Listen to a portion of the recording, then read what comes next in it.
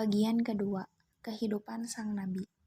Nabi Muhammad lahir di kota Mekah pada sekitar 570 Masehi. Ia berasal dari klan Bani Hashim, bagian suku Quraisy yang mengendalikan Mekah, pusat perdagangan dan agama di jantung semenanjung Arab. Terletak sekitar 80 km dari Laut Merah, kota Mekah mendapat keuntungan berkat rute perdagangan utara-selatan yang menghubungkan Romawi di utara dan Yaman di selatan. Meski demikian, Mekah juga terlepas dari kedua tempat tersebut.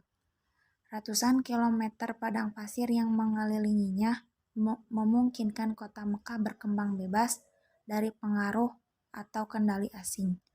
Pada saat yang sama, Mekah terhubung dan terisolasi secara internasional. Ketika berurusan dengan agama, Mekah menjadi titik pusat semenanjung Arab. Mekah menjadi lokasi Ka'bah dan haji tahunan yang menarik bangsa Arab dari seluruh penjuru semenanjung Arab. Jadi, meskipun cukup jauh dari jangkauan kekaisaran Bizantium atau Persia, Mekah sudah cukup tepat sebagai pusat yang memberikan dampak besar bagi orang-orang Arab. Kedua karakteristik inilah yang akan memainkan peran utama Islam saat Islam mulai menyebar. Awal kehidupan. Kehidupan awal Muhammad ditandai dengan kesulitan dan kehilangan. Ayahnya, Abdullah, wafat sebelum ia lahir. Saat itu Abdullah sedang melakukan perjalanan dagang ke kota Yasrib di sebelah utara Mekah. Ibunya, Aminah, wafat saat ia berusia 6 tahun. Kakeknya yang dihormati, Abdul Muthalib, kemudian merawatnya. 2 tahun kemudian, kakeknya wafat dan Muhammad tinggal dengan paman dari pihak ayah yaitu Abu Thalib. Meskipun berasal dari suku Quraisy yang kaya, Muhammad tidak tumbuh bergelimbang harta. Statusnya sebagai anak yatim piatu dan berasal dari klan Bani Hashim yang dianggap anggota Quraisy rendahan, membuatnya tidak tergolong dalam kelas penguasa. Tetapi ia menemani pamannya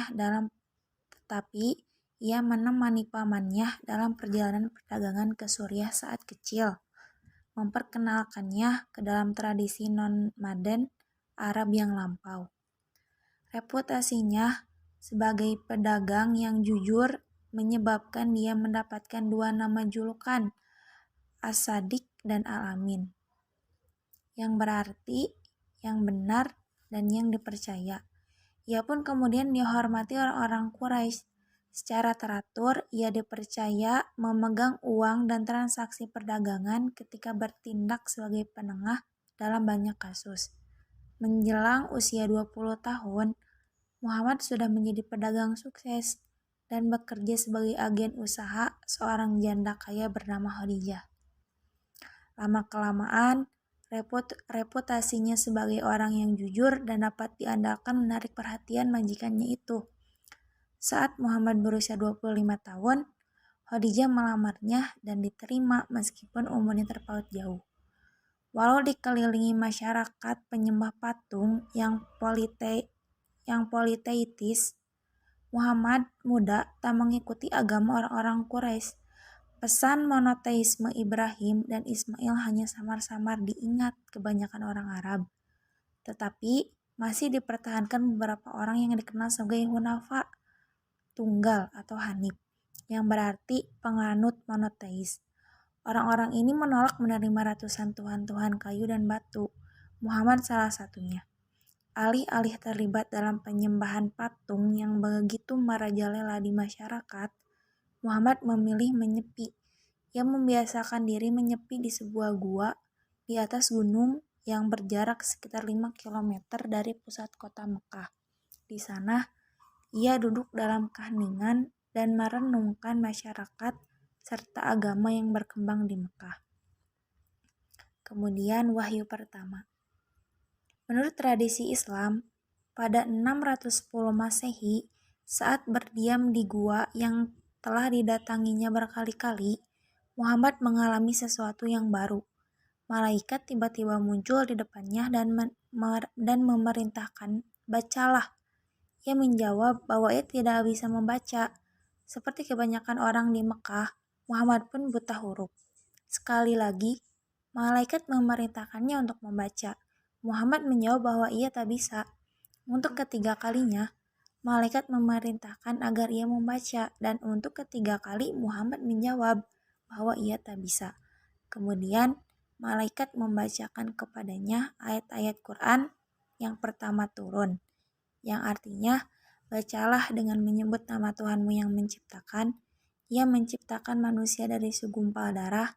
Bacalah atas nama Tuhan, dialah yang telah mengajarkan dengan pena, mengajari manusia yang tidak ia ketahui.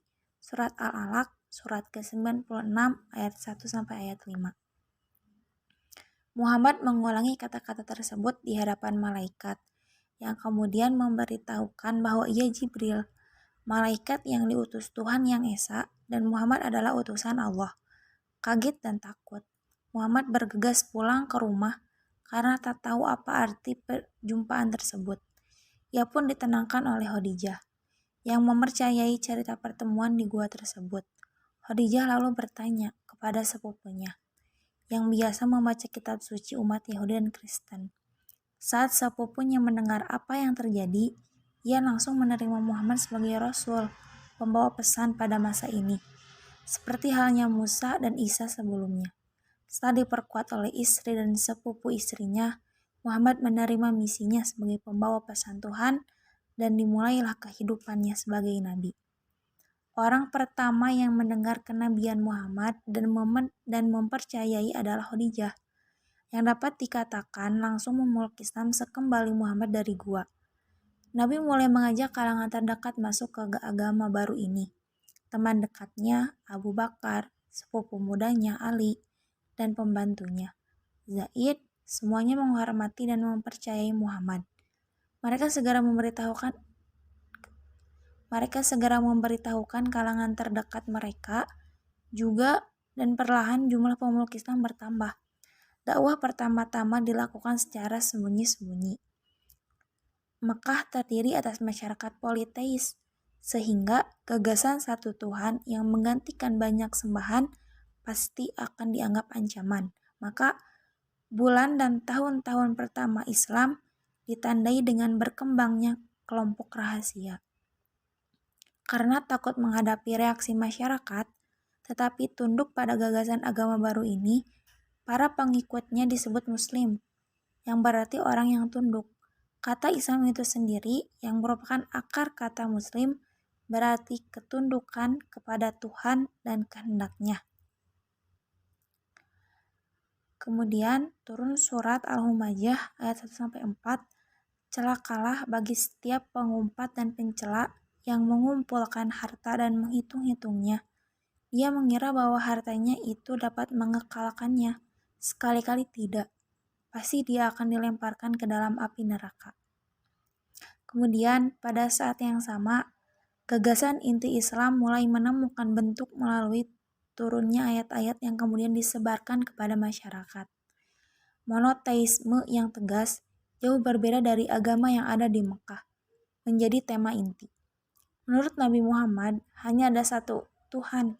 Berhala yang disembah oleh penduduk Mekah tak lebih dari sekadar patung batu dan kayu tak berguna, serta tak mampu memberikan manfaat kepada siapapun.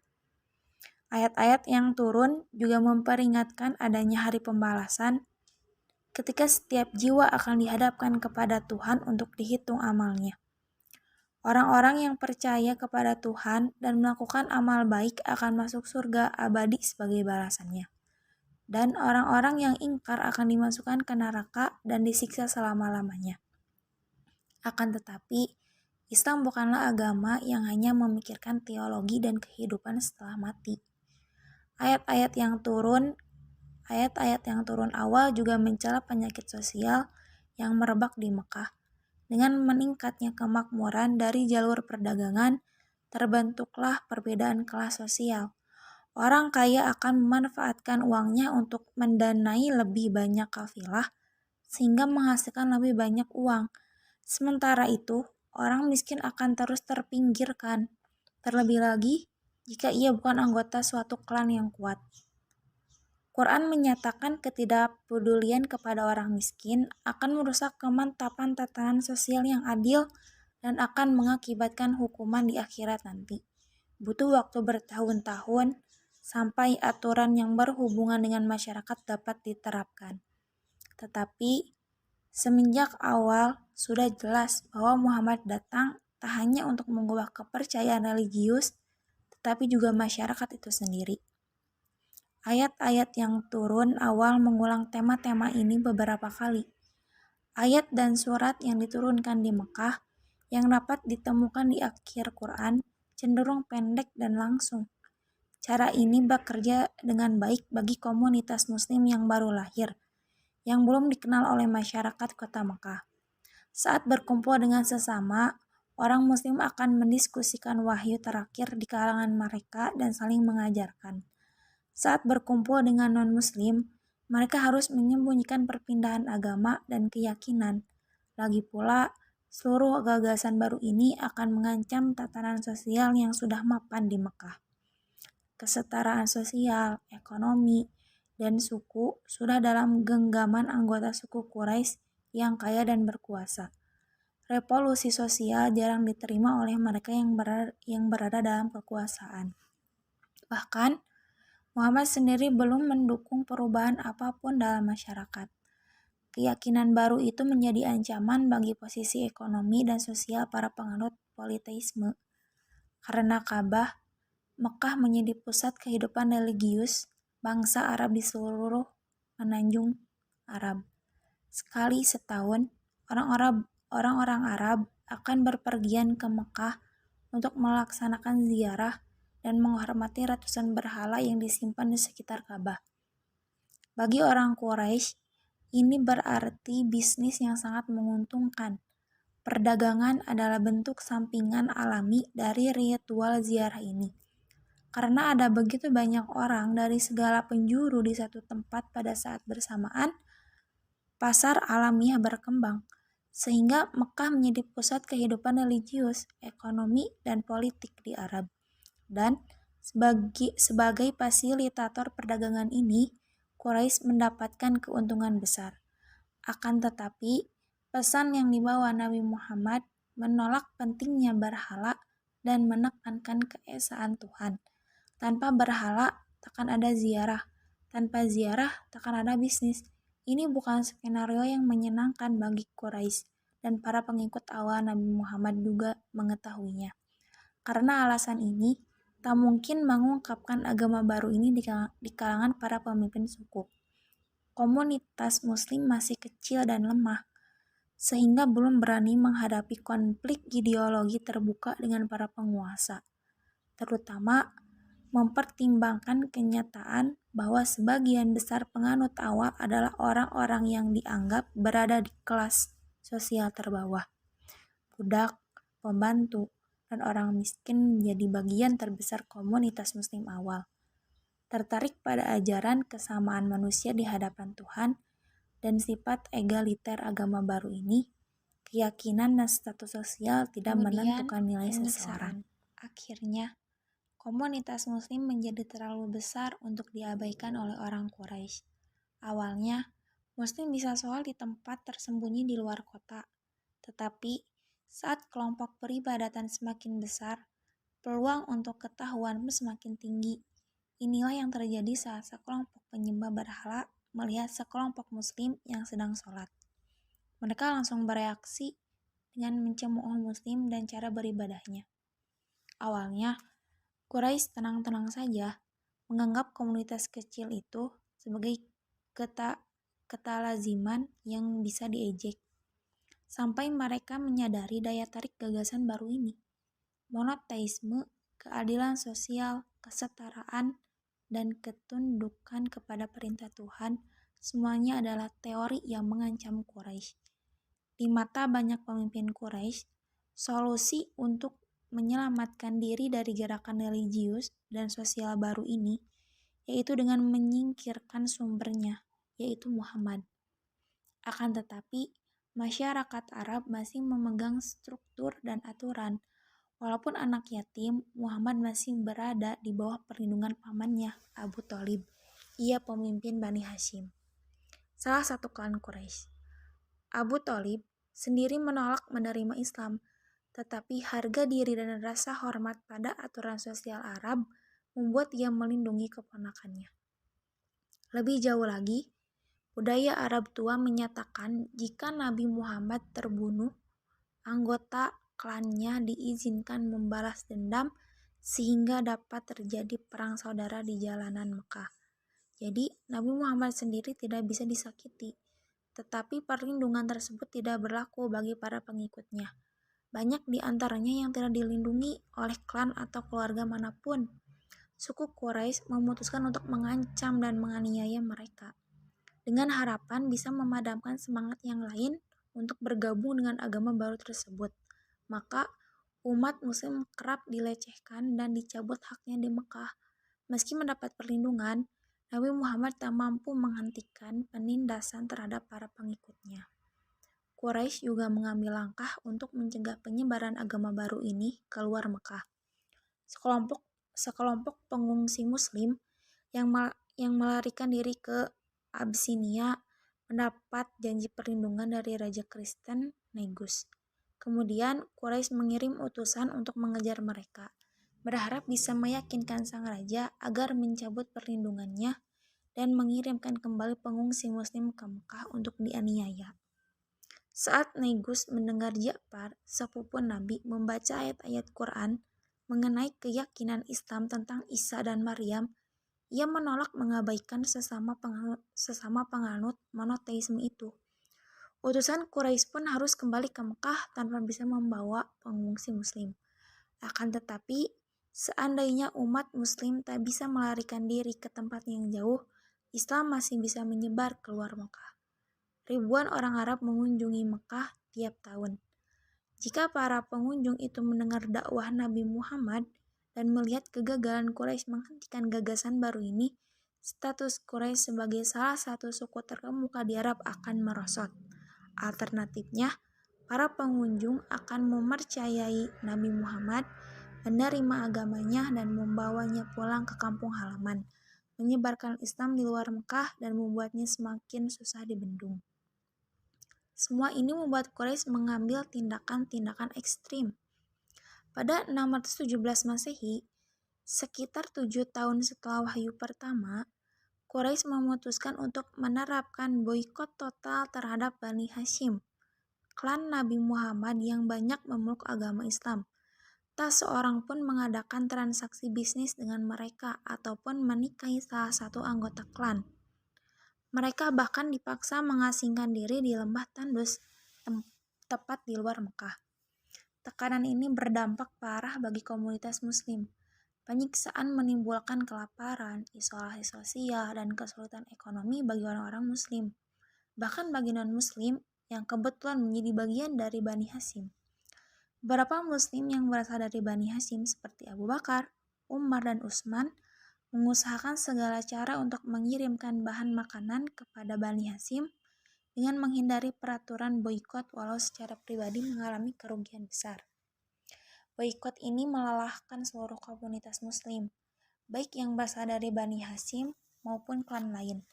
Pada akhirnya, boikot ini tak efektif untuk memaksa Nabi Muhammad menghentikan dakwah dan berakhir tepat setelah setahun diberlakukan. Kendati ada upaya pencegahan oleh Quraisy, semakin banyak orang yang memeluk Islam. Boikot tersebut juga membuktikan kekuatan ikatan komunitas muda ini. Anggota komunitas yang tidak termasuk klan Bani Hashim masih bersedia mengorbankan kekayaan dan keselamatan untuk membantu saudara-saudaranya yang sedang dianiaya.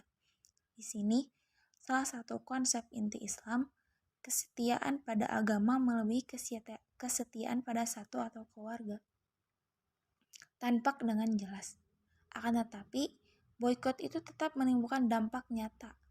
Bertahun-tahun tak mendapatkan makanan dan perlindungan, diiringi kekerasan fisik, telah mengakibatkan jatuhnya korban di kubu kelompok Muslim. Penganiayaan ini mungkin turut mempengaruhi wafatnya istri Nabi, Khadijah. Pada 609 Masehi, Dialah pengikut muslim pertama yang telah mendampingi Nabi melalui kesengsaraan di tanah Quraisy. Dukungan emosional yang diberikan Khadijah pada tahun-tahun awal tak terkira bagi Nabi, yang mendorongnya untuk melanjutkan dakwah di tengah penganiayaan. Ini salah satu kehilangan terbesar bagi Nabi, tetapi ini bukan satu-satunya kehilangan yang harus dihadapi. Tak lama setelah itu, paman yang telah melindunginya, Abu Thalib, sakit dan wafat. Walaupun tak mau masuk Islam, Abu Thalib mengalami penganiayaan seperti halnya anggota Bani Hasyim yang lain dan tak pernah melepaskan perlindungannya terhadap keponakannya ini. Selain menjadi kehilangan besar bagi Nabi Muhammad, wafatnya Abu Thalib berimplikasi besar bagi komunitas muslim. Tanpa pemimpin yang kuat, hanya sedikit orang yang mampu melindungi Nabi Muhammad dan anggota komunitas muslim lainnya dari para pemimpin Quraisy. Mereka semakin berani menyerang muslim, baik dengan kata-kata maupun fisik. Meskipun mencintai kota Mekah, Nabi Muhammad memutuskan mencari kota lain yang masyarakatnya mau menerima dan memberikan kebebasan untuk mendakwahkan agamanya dibanding Quraisy. Pilihan jatuh pada Thaif, kota yang dipimpin suku Thaqif dan berjarak 65 km ke arah tenggara kota Mekah. Nabi pun pergi ke Thaif dan bertemu dengan 3 bersaudara yang memimpin suku tersebut. Dengan tegas, mereka menolak permintaan Nabi untuk masuk Islam dan menolak memberikan perlindungan dalam bentuk apapun. Yang lebih menyedihkan, saat berjalan keluar dari kota dan kembali ke Mekah, sekelompok orang Thaif berkumpul untuk menghina dan melemparinya dengan batu. Nabi berdarah saat akhirnya bisa meninggalkan kota itu. Tradisi Islam meyakini, setelah peristiwa itu, Nabi didatangi malaikat Jibril yang menanyakan apakah Nabi ingin ia menghancurkan kota Thaif dengan 2 gunung sebagai hukuman atas perlakuan mereka terhadap utusan Allah. Nabi menolak dengan mendoakan semoga salah satu keturunan mereka suatu hari menjadi penganut Islam. Kejadian ini akan berperan besar dalam hubungan spiritual antara Muslim India dan Nabi pada abad berikutnya. Setelah kehilangan dukungan keluarga, ditolak suku tetangga, dan melihat pengikutnya dianiaya karena keimanan mereka, Nabi menyadari perlunya perubahan radikal agama Islam dapat bertahan. Peluang perubahan semacam itu datang dari kota oasis berjarak 300 km di utara Mekah, yaitu Yasrib. 2 suku utama Yasrib, Aws dan Khazraj, terlibat dalam perebutan kekuasaan yang mematikan pada 610-an Masehi. Yang membuat masalah jauh lebih menjengkelkan, suku Yahudi juga tinggal di Yasrib dan mengalami kesulitan hidup bersama dengan suku Arab lokal. Reputasi Nabi sebagai orang yang dapat dipercaya dan dapat diandalkan telah terkenal di Yasrib. Dan pada 620, beberapa orang terhormat dari Yasrib pergi ke Mekah untuk menawarkan emigrasi ke Yasrib guna menjadi pemimpin dan penengah dalam perselisihan mereka. Nabi Muhammad menerima tawaran tersebut dan mendorong pengikutnya di Mekah untuk melakukan perjalanan bersama ke Yasrib, tempat tak ada penindasan Quraisy. Nabi sendiri menjadi salah satu orang terakhir yang meninggalkan Mekah pada 622. Saat melakukan perjalanan bersama teman dekatnya Abu Bakar, mereka berhasil menghindari rencana Quraisy untuk membunuhnya sebelum meninggalkan Mekah. Di Yasrib, yang kemudian bernama Al-Madinah Al-Munawwarah, kota yang bersinar, secara resmi dikenal sebagai Madinah. Di Yasrib, yang kemudian bernama Al-Madinah Al-Munawwarah, kota yang bersinar, secara resmi dikenal sebagai Madinah. Nabi Muhammad akan mendapatkan keamanan dan kebebasan menyebarkan Islam jauh dari penindasan Quraisy. Kemudian mengenai Madinah. Kepindahan Nabi dari Mekah disebut hijrah, yang berarti emigrasi. Ini menjadi titik balik sejarah Islam awal dan sekarang digunakan sebagai permulaan kalender Islam. Komunitas Muslim tak lagi menjadi kelompok terpinggirkan, dan Nabi Muhammad juga tidak terasingkan secara sosial. Komunitas Muslim akan mengubah Madinah menjadi negara Muslim pertama. Serangkaian teladan dari Nabi selama 10 tahun di Madinah akan menginspirasi ratusan tahun kehidupan politik, tatanan sosial, dan ekonomi Muslim. Akan tetapi, kehidupan di Madinah tetap menantang. Yang paling utama soal perpaduan baru antara emigran dari Mekah disebut muhajirin dan penduduk asli Madinah yang disebut kaum Ansor. Kaum muhajirun bukanlah unit kohesif tunggal. Tak ada satu klan di Mekah yang semenua anggotanya masuk Islam, maka komunitas emigran terdiri atas kelompok yang beragam, tanpa perlindungan dari klan atau suku. Sebaliknya, kaum Ansor berasal dari suku Aus atau Khazraj yang terlibat peperangan di oasis tersebut. Lebih jauh, banyak orang yang tak tergolong kelompok apapun, imigran dari Afrika, Persia, dan kerajaan Bizantium. Salah satu pertanyaan besar bagi kebanyakan Muslim adalah kemana loyalitas harus ditumpukan. Untuk itu, Nabi Muhammad menjelaskan bahwa gagasan tua para pra-Islam soal kesetiaan sudah usang. Sebagai gantinya, diajukan arti penting kesetiaan kepada umat negara Muslim. Dalam pandangan Nabi Muhammad, tidak peduli apakah seorang Muslim berasal dari Quraisy, Aus, Khazraj, atau bahkan suku Yahudi, begitu memeluk Islam, mereka menjadi bagian komunitas persaudaraan baru yang berdasarkan keyakinan bersama, bukan keturunan. Kaum Yahudi menjadi satu komunitas masyarakat bersama Muslim. Bagi Yahudi, agamanya, dan bagi Muslim, agamanya. Ini berlaku bagi kerabat dan diri mereka sendiri dengan pengecualian bagi siapapun yang bersalah atau berkhianat karena ia membahayakan dirinya dan keluarganya. Piagam Jakarta. Kaum Yahudi menjadi satu komunitas masyarakat bersama Muslim. Bagi Yahudi agamanya dan bagi Muslim agamanya. Ini berlaku bagi kerabat dan diri mereka sendiri dengan pengecualian bagi siapapun yang bersalah atau berkhianat karena ia membahayakan dirinya dan keluarganya. Piagam Madinah. Tata politik dan sosial baru Nabi Muhammad di Madinah dikodifikasi dalam naskah yang disebut Piagam Madinah. Piagam ini merinci bahwa di bawah otoritas Nabi Muhammad, Madinah akan menjadi negara berdasar hukum Islam. Umat akan menjadi satu unit politik. Lebih jauh, Nabi Muhammad berperan sebagai penengah utama. Hukum Arab kuno yang menghargai pembalasan atas ketidakadilan dihilangkan untuk mendukung sistem hukum terstruktur berdasarkan hukum Islam. Piagam ini memberikan kebebasan kepada kaum Yahudi untuk menjalankan agamanya. Tetapi mereka harus mengakui otoritas politik Nabi Muhammad di kota ini dan bergabung dengan kelompok pertahanan bersama bila ada serangan dari Quraisy. Entitas politik baru Nabi di Madinah akan menjadi model negara Islam selama berabad-abad dalam pemerintahan Muslim, terutama yang berhubungan dengan perlakuan terhadap minoritas non-Muslim. Bentuk wahyu yang turun pun berubah untuk menyesuaikan dengan keadaan komunitas Muslim. Ayat-ayat dan surat yang diwahyukan kepada Nabi Muhammad di Madinah cenderung lebih panjang dibanding dengan yang di Mekah. Wahyu tersebut merinci berbagai hal seperti bentuk peribadatan, perpajakan, warisan, serta hubungan antara Muslim dan non-Muslim.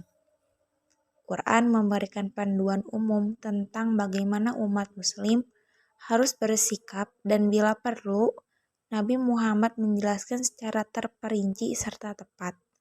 Kata-kata dan tindakan Nabi dikenal sebagai hadis, menjadi sumber penting petunjuk hukum setelah wahyu Tuhan. Tetapi, Quran tidak hanya menyoroti aspek hukum dan tatanan sosial. Banyak ayat Madaniyah menerangkan kisah-kisah Nabi terdahulu.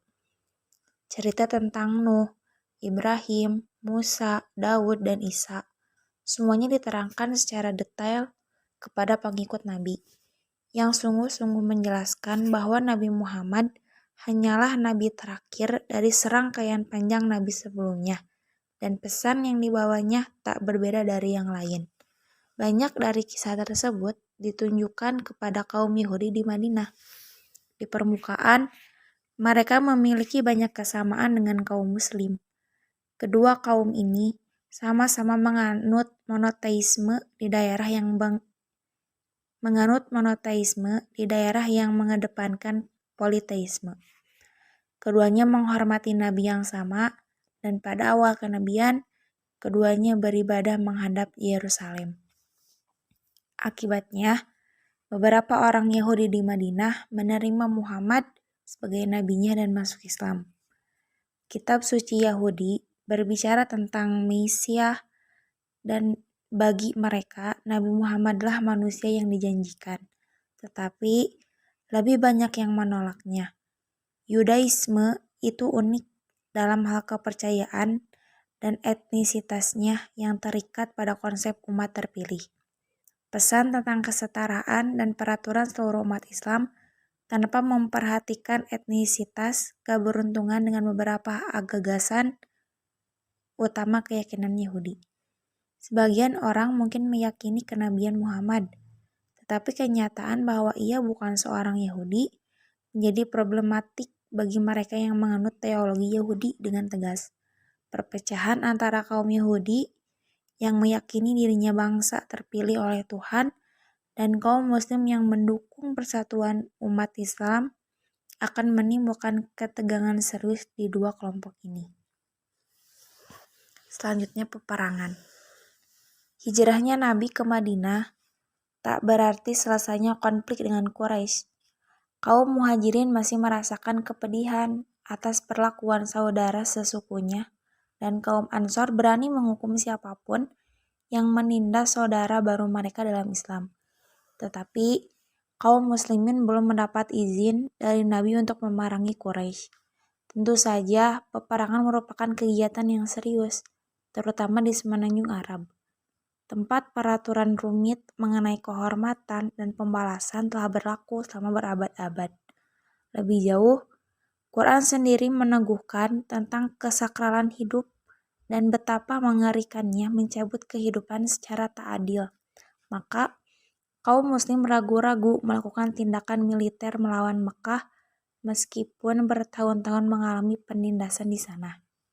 Akan tetapi, keadaan itu segera berubah pada masa Nabi Muhammad di Madinah.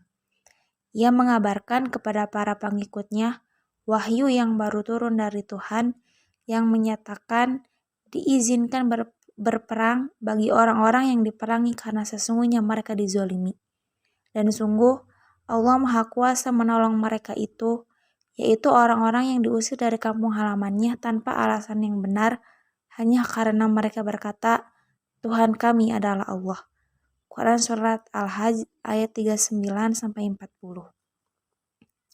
Wahyu baru ini menegaskan kepada pengikut Nabi bahwa perang telah diizinkan, bahwa wajib atas muslim sedang ditindas. Ayat-ayat itu juga menandai aspek penting tentang peran Islam di dunia. Agama ini bukan sekadar seperangkat keyakinan tentang yang gaib, melainkan juga panduan hidup lengkap yang membahas semuanya. Dari ritual ibadah, hubungan luar negeri, sampai teologi. Seperti yang mereka lakukan dengan perintah lain dalam Quran, kaum muslimin di Madinah berani menunjukkan sumbangsi mereka dan mengikuti perintah baru ini. Kesempatan terbuka pada 624 Masehi saat kaum muslim mengerahkan pasukan kecil sekitar 300 orang untuk mencegah kafilah Quraisy yang sedang melintasi Madinah. Pasukan muslim tak mampu mencapai rombongan kafilah, tetapi malah bertemu dengan kekuatan Quraisy yang jauh lebih besar, yang dikirim untuk melindungi kafilah tersebut. Di Perang Badar, berjarak sekitar 100 km barat laut Madinah, pasukan muslim mendapatkan kesempatan untuk kali pertama melawan bekas penindasannya secara fisik. Meskipun kalah jumlah, pasukan muslim yang dipimpin Hamzah paman Nabi, berhasil memukul mundur pasukan Mekah dan menahan banyak tawanan. Kemenangan ini mengukuhkan pihak Muslim sebagai kekuatan politik dan militer yang nyata. Pada saat yang sama, kemenangan ini menurunkan wibawa Quraisy di mata bangsa Arab lainnya. Orang-orang Quraisy tentu tak mau membiarkan kekalahan memalukan ini tak terbalaskan. Tahun berikutnya, pasukan Mekah dalam jumlah yang jauh lebih besar dikumpulkan. Tujuannya mengganggu Madinah sehingga dapat menurunkan pamor Nabi Muhammad dan memicu pertanyaan tentang kemampuannya dalam melindungi pengikutnya. Pasukan tersebut berkemah beberapa kilometer di utara kota Madinah, di bawah bayang-bayang gunung Uhud yang mengesankan. Di sana mereka merusak lahan pertanian di desa-desa sekitar Madinah. Sebagai bagian dari piagam Madinah, Nabi Muhammad telah bersumpah untuk melindungi kota dan seisinya, sehingga terpaksa mengorganisasikan pasukan untuk keluar dan menghadapi tentara Mekah. Akan tetapi, ada sekelompok orang di dalam kota yang menentang rencana ini. Mereka percaya bahwa cara terbaik adalah meninggalkan lahan pertanian untuk menjaga diri dan tetap mempertahankan pasukan di dalam kota. Mereka didukung oleh dua suku Yahudi di kota Madinah yang menolak perang ke Uhud untuk memerangi kekuatan yang lebih besar. Akhirnya, Nabi Muhammad bergerak menuju Uhud dengan jumlah pasukan yang lebih kecil daripada perkiraannya. Hasil peperangan ini menjadi malapetaka bagi kaum pasukan Muslim. Pasukan Mekah yang dipimpin Khalid bin Walid yang cerdas, yang nantinya masuk Islam dan memimpin pasukan Islam ke Suriah, berhasil memukul mundur pasukan Muslim dari medan pertempuran dan naik ke lereng Uhud. Hamzah, pahlawan Badar, gugur dalam pertempuran dan tubuhnya dimutilasi oleh orang-orang Quraisy. Nabi Muhammad sendiri bersama sekelompok kecil tentara Muslim sempat dikepung pasukan Mekah dan terluka dalam pertempuran terbuka yang terjadi. Pasukan Quraisy yang telah mengalahkan pasukan Muslim dan merasa yakin sudah berhasil merusak reputasi Nabi Muhammad mundur dan kembali ke Mekah. Perang Uhud tak berhasil meruntuhkan Islam atau otoritas Nabi di Madinah seperti yang diharapkan kelompok Quraisy, walaupun mampu menaburkan benih ketegangan antara pihak Muslim dan Yahudi di Madinah yang kebanyakan menolak mematuhi piagam Madinah dan tak mau ikut bertempur. Tampak jelas bahwa baik Muslim maupun Quraisy tak akan mampu saling mengalahkan dengan meyakinkan di medan pertempuran. Kedua belah pihak terpaksa berusaha mencari dukungan dari berbagai suku Arab di wilayah itu. Masing-masing ingin dapat mengungguli musuhnya. Secara khusus, Makkah berharap mendapat dukungan dari Yahudi Madinah yang sepertinya berniat mengeluarkan Nabi dari tengah-tengah mereka. 5 tahun setelah hijrah Nabi, pasukan Makkah mengepung kota Madinah dari utara dan meminta bantuan salah satu suku Yahudi Madinah, yaitu Bani Quraiza, yang tinggal di daerah pinggiran selatan kota. Ini menjadi pertaruhan yang penuh perhitungan bagi suku Yahudi tersebut. Kepungan ini tampak menjanjikan, dan dengan bergabung bersama Quraisy, mereka dapat menyapu Nabi Muhammad serta pengikutnya. Tetapi ternyata persekutuan Quraisy dan Yahudi ini tak berhasil. Berdasarkan saran imigran Persia bernama Salman, Nabi Muhammad memerintahkan penggalian parit di sekeliling kota untuk menghalangi kepungan pasukan Mekah. Perang parit ini membuahkan kegagalan yang menjadi malapetaka bagi Quraisy, yang bahkan gagal merusak kekuatan Nabi di dalam kota. Tetapi perang ini lebih memperburuk Bani Quraiza. Mereka telah melanggar syarat perjanjian piagam Madinah dan karenanya harus dihukum sesuai perjanjian. Seorang penengah ditunjuk untuk memutuskan hukum bagi suku tersebut. Ia memerintahkan laki-laki yang terlibat dalam pengepungan dihukum mati, sedangkan wanita dan anak-anak dibuang dari kota. Nabi Muhammad sedang menegaskan standar penting saat menangani Yahudi di Madinah. Ia memperjelas bahwa hukum Islam tidak mempermasalahkan kehadiran non-Muslim yang hidup di negara Islam. Selama bertahun-tahun, Yahudi Madinah telah mendapat toleransi, tetapi saat mereka gagal memenuhi perjanjian yang dibuat dan mengancam keamanan negara Islam, hukuman pun harus dijatuhkan. Seperti semua hal yang telah dia lakukan, sikap Nabi Muhammad dalam menangani Bani Quraiza jadi presiden dalam ratusan tahun hubungan Islam dengan non-Muslim. Kemudian kemenangan. Setelah posisinya di Madinah aman, akhirnya Nabi Muhammad dapat membuat perjanjian dengan Quraisy dalam posisi yang sederajat. Karena kepercayaan diri dengan stabilitas negara Muslim dan diilhami oleh wahyu baru yang menjanjikan kemenangan, Nabi Muhammad mengirimkan 1.500 tentara ke Mekah pada 628. Tujuan pasukan ini bukan untuk berperang. Mereka mengenakan 2 potong kain untuk berhaji dan hanya membawa pedang. Tak ada persenjataan, kavaleri, dan panji-panji perang. Nabi Muhammad berharap dapat masuk ke Mekah dan Ka'bah dengan damai untuk menjalankan ibadah haji.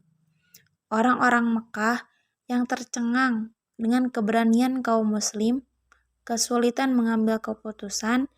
Jika mengizinkan Nabi Muhammad dan pengikutnya masuk Mekah, mereka akan tampak lemah di mata suku Arab lain karena tak mampu mencegah pasukan yang hampir tak bersenjata untuk memasuki kota.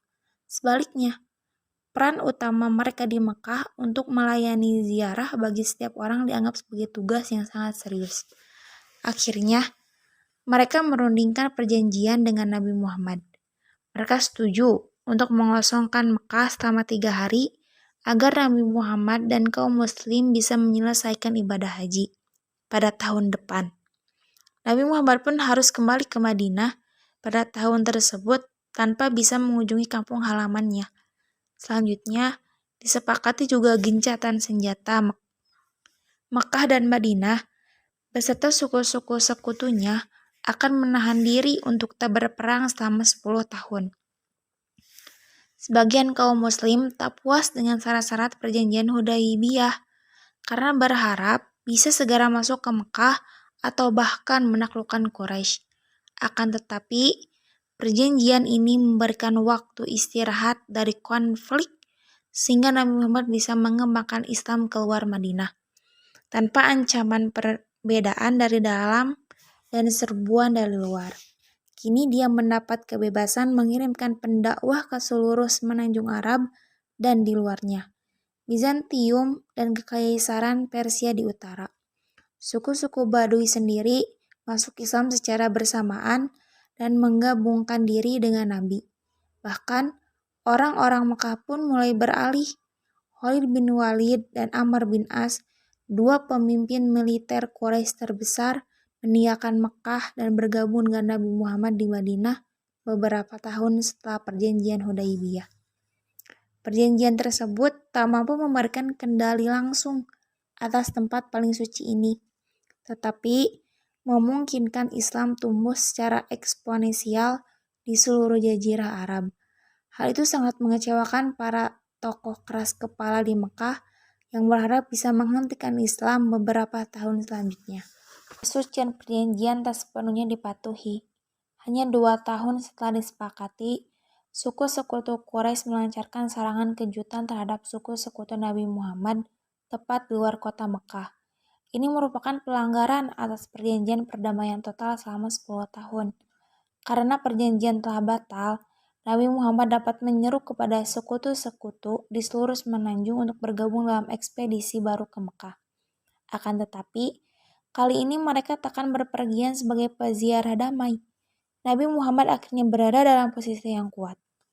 Ribuan muslim dari seluruh semenanjung sekarang berada di bawah perintahnya, terikat oleh persekutuan dan kesatuan agama untuk bergabung dengan pasukan Nabi kapanpun diperlukan. Pada titik ini, orang-orang Mekah tahu bahwa tak mungkin mereka mengalahkan pasukan Nabi. Sekarang, Mekah melawan puluhan suku yang bersatu untuk kali pertama dalam sejarah Arab. Usaha negosiasi antara Muhammad dan Quraisy berakhir dengan kegagalan. Maka, pada 630 Masehi, pasukan yang berjumlah lebih dari 10.000 umat muslim yang datang dari seluruh penjuru Arab berbaris menuju kota suci Mekah. Sebagian besar penduduk Mekah menyadari bahwa perlawanan akan sia-sia. Dengan pengecualian sejumlah pertempuran kecil-kecilan, pasukan Nabi Muhammad memasuki Mekah tanpa pertumpahan darah. Kemenangan atas tempat kelahiran ini dipandang pengikutnya sebagai kemenangan akhir Islam atas politeisme, kebenaran di atas kesalahan. Ratusan berhala yang mengelilingi Ka'bah dihancurkan. Menjadi tempat suci ini sebagai tempat menyembah satu Tuhan bagi banyak orang Mekah, termasuk pemimpin Quraisy Abu Sufyan. Penakluk yang sempurna ini tanda bahwa berhala mereka tak lebih dari patung kayu dan batu kasar. Mereka menyerah kepada Nabi Muhammad. Orang-orang yang telah mereka tindas dikejar-kejar di luar kota dan diperangi. Sebaliknya, Nabi Muhammad membuktikan diri sebagai penakluk yang lemah lembut. Hampir semua orang Mekah dibebaskan tanpa dilukai. Sikap luar biasa bagi orang yang akrab dengan perang suku brutal tiada ampun. Sekali lagi, Nabi Muhammad memberikan contoh bahwa kenabiannya ditandai dengan era baru, serta aturan dan kebiasaan baru. Periode pra-Islam, jahiliyah berarti kebodohan, harus ditinggalkan selama-lamanya. Kembalinya Nabi Muhammad ke Mekah sangatlah luar biasa, mengingat keadaan hidupnya pada tahun-tahun sebelumnya. Hanya 8 tahun setelah membebaskan diri dari penindasannya pada tengah malam, Nabi Muhammad kembali ke kampung halamannya sebagai pemimpin pemenang bersama ribuan pasukan. Di Mekah, ia hidup sebagai pedagang terpercaya, menjadi pemberontak yang tak disukai dalam melawan politeisme, musuh yang jauh, penakluk penuh kebajikan di tanah asalnya sendiri. Tak diragukan lagi. Cepatnya pencapaian kekuasaan dan kemampuannya menghancurkan persaingan lama antara suku di bawah bendera Persatuan Islam dilihat sebagai keajaiban dan tanda kenabian oleh banyak orang. Kaum muslim pada zaman itu termasuk yang menderita pada awal-awal tahun penindasan di Mekah, dan yang baru masuk Islam setelah penaklukan Mekah menjadi yakin bahwa ada yang istimewa tentang Islam. Di mata mereka, Islam dibimbing dan dilindungi Tuhan, dan mereka mendapat misi khusus untuk menyebarkan agama sejati ini ke seluruh dunia. Pola pikir ini memainkan peran besar dalam cara kaum muslim memandang dirinya di panggung dunia dalam sepanjang sejarahnya. Berakhirnya kenabian. Saat penaklukan Mekah, Nabi Muhammad berusia sekitar 60 tahun. Sudah terbilang tua berdasarkan ukuran saat itu. Melalui ucapannya dan wahyu Quran yang terus turun, prinsip ajaran Islam diformalkan, mencakup semua hal dari urusan keyakinan, perintah ibadah, hingga petunjuk bagi pemerintahan Islam. Sebuah tatanan sosial baru telah disibak dengan meninggalkan kesukuan dan menuju nasionalisme kesatuan Islam di bawah hukum ilahi. Nabi Muhammad menyusunnya dalam khutbah terakhir yang menyatakan, "Dan sesungguhnya nenek moyang kalian pun satu. Kalian berasal dari Adam, dan Adam berasal dari tanah. Orang yang paling mulia di antara kalian adalah orang yang paling bertakwa. Tidak ada suatu kelebihan bagi orang Arab atas orang selain Arab, kecuali ketakwaannya." Pesan keagamaan dan sosial berjalin kelindan dengan pesan politis. Menyatukan kerajaan Muslim yang menjangkau seluruh semenanjung Arab. Untuk kali pertama dalam sejarah, seluruh bangsa Arab bersatu. Mereka bahkan mampu menyerang suku-suku yang tinggal di selatan, berbatasan dengan Bizantium dan Persia. Ia menjadi pencapaian yang takkan diremehkan oleh kedua kekaisaran besar itu, yang segera menyoroti penyebaran Islam dengan serius. Setelah penaklukan Mekah, Nabi Muhammad kembali ke Madinah. Lagi pula, ia telah berjanji untuk memimpin umat muslim dari kota oasis ini 8 tahun sebelumnya. Saat suku Aus dan Khazraj mengundangnya, di Madinah ia memulai mempersiapkan kaum muslim yang akan membentang terus jauh setelah wafatnya. Nabi semakin sering berpesan tentang kewajiban orang beriman, arti penting menjaga Quran dan teladannya. Awal 632 Masehi, ia menempuh perjalanan haji terakhir.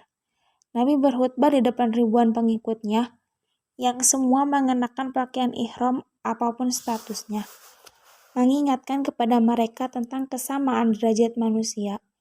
Ia memperingatkan agar menghindari penindasan, memperlakukan perempuan dengan hormat dan cinta, serta meninggalkan persaingan suku yang telah mengutuk kebudayaan Arab selama berabad-abad. Khutbah perpisahan meringkas kenabiannya. Inilah revolusi sempurna dalam segala hal.